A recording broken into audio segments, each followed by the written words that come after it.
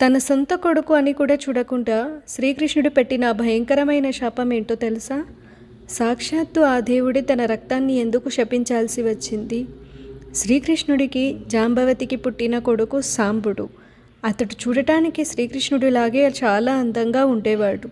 కానీ ఆ అందమే అతని కొంపముచ్చింది. ఒకరోజు శ్రీకృష్ణుడి భార్యల దగ్గరికి కృష్ణుడి వేషంలో వెళ్ళి పరిహాసం చేస్తాడు సాంబుడు. అది చూసిన కృష్ణుడు ఆగ్రహంతో ఊగిపోతాడు. నీ అందం చూసుకునే కదా ఇంత గర్వం, ఆ అందమే నీకు లేకుండా పోతుంది అని శపిస్తాడు. ఆ శాపం వల్ల సాంబుడికి కుష్ఠవ్యాధి వస్తుంది. క్షణాల్లో అతని అందమైన శరీరం కుళ్ళిపోయి భయంకరమైన వాసనతో నరకం అనుభవిస్తాడు. తన కొడుకు అని కూడా చూడకుండా ధర్మాన్ని తప్పినందుకు శ్రీకృష్ణుడు ఇచ్చిన శిక్ష ఇది.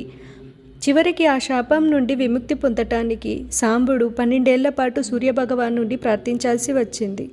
తండ్రి అయినా దేవుడైనా సరే తప్పు చేస్తే శిక్ష తప్పదని ఈ కథ చెబుతుంది. ఈ విషయం మీకు నచ్చితే వెంటనే జై శ్రీకృష్ణ అని కామెంట్ చేయండి. మరిన్ని ఆధ్యాత్మిక నిజాల కోసం ఇప్పుడే మన దైవదీప్తి ఛానల్ను సబ్స్క్రైబ్ చేసుకోండి.